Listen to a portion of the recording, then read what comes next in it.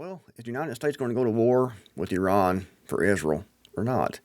It seems like for the last several weeks here, it's been war on, war off, war on, war off.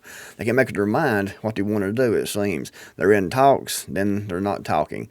They're talking about a deal, then they're not talking. Back and forth, back and forth. And some people are saying that Donald Trump has chickened out. He's afraid to attack Iran because he knows the retaliation. And I don't really think that's what it is, because the United States, Trump, the people around Trump, they think the United States is completely untouchable. They think we can do whatever we want to do around the world to anyone who want to do it too.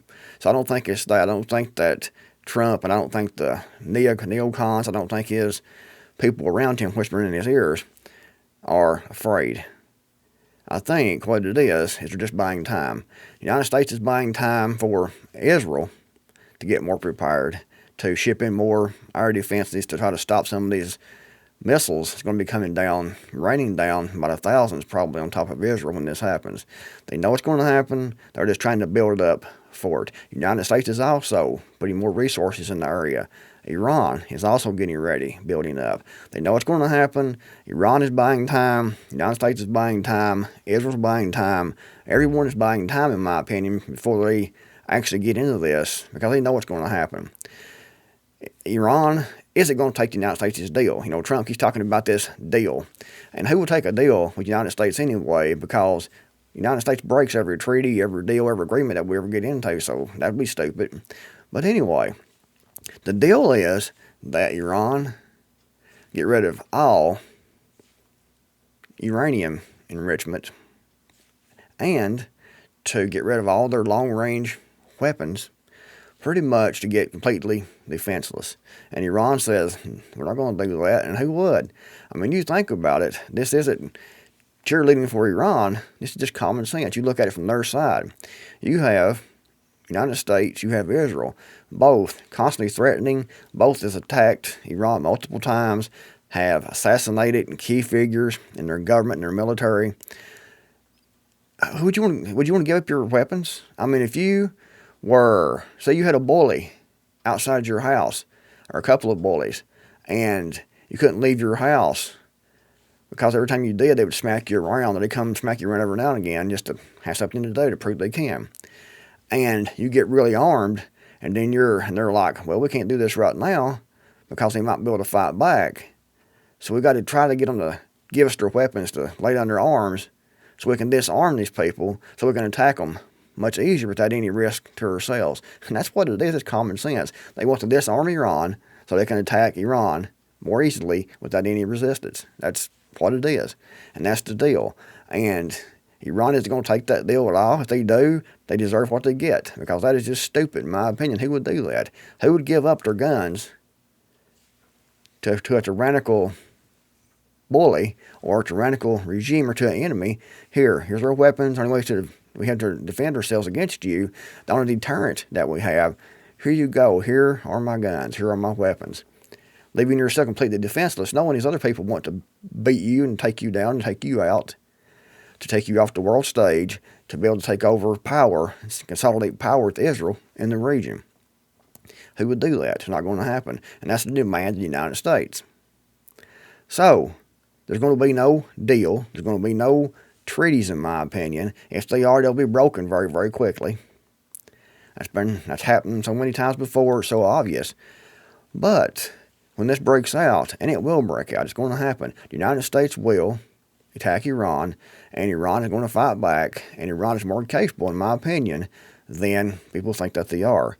They might not be able to win a war with the United States, but they can do a whole lot of damage to the assets there, to bases in the area, to people who are helping the United States, to Israel. They can close off the Strait of Hormuz, which is what's going to happen. That's part of the plan. And when that happens, this oil prices, gasoline prices, everyone's cheering because it went down a few cents over the last year or so. They're going to go straight up. Gasoline prices, diesel prices, heating costs, groceries, shipping, manufacturing, everything is going to go up. So you think that you're having trouble now paying the bills, making ends meet. When this war breaks out, it's going to It's going to skyrocket pretty much overnight. Within a week, gas prices will shoot straight up. You'll start seeing food prices go up too. Within a couple of weeks, everything go up. Shipping costs, traveling costs, everything is going to go up. You're going to see manufacturing slow down because when we have war, we have things like that in the economy. We have gasoline prices, heating prices, everything going up, electricity prices. Then companies pull back because they don't know what's going to happen yet. They don't want to hire. They don't want to expand. They're going to see the job market shrink. It's going to be a big mess with the economy, and our economy already is in a mess already. And then we have China that can do things to the economy at the same time and pretty much destroy the United States economy. It's pretty much destroy it now. It's just on a shoestring right now. It's hanging on by debt and hopes and dreams. But they can completely bring the economy and the dollar down. And that's more than likely what's going to happen. That'll be the first consequence of this war with Iran for Israel. Then you have Iran's cyber capabilities. They are definitely capable of launching some good cyber attacks, effective, I should say, cyber attacks that could interfere with banking, could interfere with the power grid in the United States, interfere with all kinds of things around the world that they will be doing. Viruses in the computers, shutting down internet service providers. I mean, who knows at this point what they can actually do through these cyber attacks. But it's well known that they're very capable of launching these cyber attacks and causing massive damage inside the United States. So you have, although prices going up because of the oil and because of the uncertainty, and you also have cyber attacks on the financial system. You also have China, more than likely, is going to be doing things in Russia to try to crash the dollar, to try to hurt us economically. So it's going to be a huge mess here in the United States. Everyone is saying, rah, rah, rah, let's go get Iran, rah, rah, rah. We'll have this over in 30 minutes with no effect on us over here. But it will. It's going to affect us over here through the economy, through cyber attacks, through jobs, through expansion in companies, corporations, and businesses, building, because everyone will be uncertain. And this won't be over very, very quickly. This may take months when it spreads out. And one thing about war, when it starts, it has a tendency to spread. It's like a forest fire. It starts out small, and next thing you know, the whole forest is on fire. So who knows? The whole Middle East may be involved in this, and then it may turn out to be complete World War III. It definitely has the potential to be World War III with China and Russia and Iran and North Korea and their allies and their proxies against pretty much just the United States and Israel. In the United States right now, we've sent a lot of weapons to Ukraine over the last 4 years or so. Our stockpiles are low. I mean, it's going to be a mess if this breaks out, and it will break out, in my opinion. So try to get ready. And that's not even, let's not forget about the threat of terrorist attacks inside the United States. We've heard forever about Iranian sleeper cells inside the United States. Is this true, or was it a scare tactic by the government? Our border's been wide open for a long time. Through all 4 years of Joe Biden, and it's really been open the whole time. They can get in here now if they wanted to pretty easily. I mean, there's ways you can just come right on if you want to. They've stopped some of the major routes, but they can come in another way. And they came in for 4 years.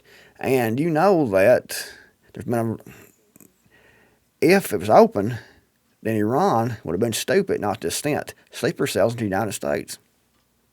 I mean, if you was in their place, you were their leadership, and you knew war might break out inside the United States, wouldn't you, and the border's wide open, wouldn't you send specially trained people into the United States as sleeper cells to be activated when war does break out inside the United States to attack key infrastructure like the power grid, like the water systems, like the banking systems, everything in the United States that we rely on, the bridges, the roads, travel, everything? Wouldn't you have these people trained with specific targets, already trained in your country? I mean, United States, when we're getting ready to go do a mission in the military, they set up a town that looks like the town they're going to be in, so they can train and maneuver. Wouldn't Iran do the same thing? It wouldn't be very costly for a government to do that. Set up a mock fake area, send your people to that area. They know what to attack, how to attack it, the weak spots. Wouldn't you do that? I would if I was Iran and I was planning on a war with the United States. If I was an Iranian leadership on me and planning to have war with the United States or fearing that we might, you're doing everything you could get in place just in case. And this is going to be huge in my opinion. It's not going to be like going to Venezuela and getting their president and bringing him over here to put him on trial and not lose a United States asset, not lose any United States lives at all, go in, quickie fish, over with. It's not going to be that way with Iran. I saw an article where China has, this is the first time it's ever been done, has given Iran, and no doubt the Chinese are there helping run these, helping man these, gave Iran one of their most advanced systems to detect the stealth aircraft. So they're planning on detecting the stealth aircraft the United States sends out, and they're planning on taking those things down with their advanced rockets, their advanced missiles. And they are very, very advanced. You saw they hit Israel, pow, pow, pow. They hit Israeli Mossad headquarters, or one of the Mossad offices I know. I think it was one of the headquarters, but I know it was a Mossad office. And they hit that. And they hit any target they wanted to hit when they wanted to hit it. The first wave we saw during the 12-day war was just a massive wave of drones and things and slow-moving missiles, the old stuff they had, just to see what the defenses was and to get Israel to use up, all their defenses. And then they sent in the good stuff at the last part, and that's when we saw Israel going, whoa, whoa, whoa, we can't do this no more. And that's why the 12-day war ended. The plan was to take Iran out then, but Israel was getting their ass kicked with the Iranian missile barrage. And they, whoa, we got to pull this back. And then they tried the color revolution that we just saw, where they were trying to overthrow the government, trying to weaken the government. That didn't work. So now we have the United States send in all their assets, naval assets to the area. And now they're talking about talks, but it's not going to happen. The talks are just stalling to get ready for what they know is going to happen, mainly for Israel. Right now, the United States' side, but it's buying Iran more time also to get ready, to probe, to figure out things, to find weaknesses in the United States and Israel that can attack, exploit. So it's going to expand. That's going to cause prices to go up, heating prices, fuel prices, electricity prices, price on everything you buy, because everything is shipped and pretty much manufactured with oil. And when they close the Strait of Hormuz off, it's going to go straight up. But even if they don't, which they will in my opinion, even if they don't, it's going to cause those prices to go up, because just the threat, just the uncertainty causes their prices to go up. If they close the Strait of Hormuz, it's going to be major. It's going to be major. And people don't realize what it's going to be. They think the United States can go in there and just do what they want to do and unclose this and do that, because we're so powerful, because Donald Trump said we're the most powerful military in the world. We're on their territory. We're in their location.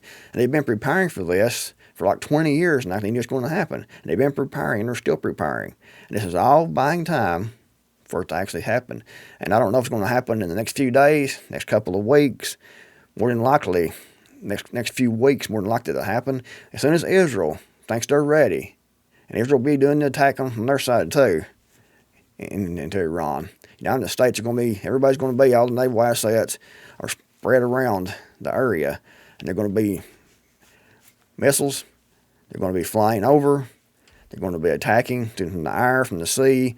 Israel will be attacking, but then Iran is going to be attacking also.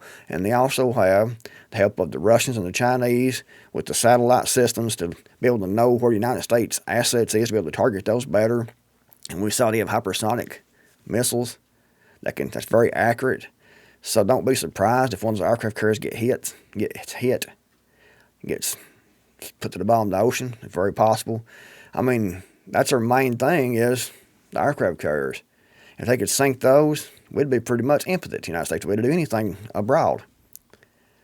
So anyway, and I'm sure Russia and China would love to see one of those put to the bottom of the ocean. Because that's their main way we show force around the world with those aircraft carriers. And like I said, Russia and China would love to see one of those put to the bottom, or all of them put to the bottom. They would love to see, because that would put them in a lot stronger position.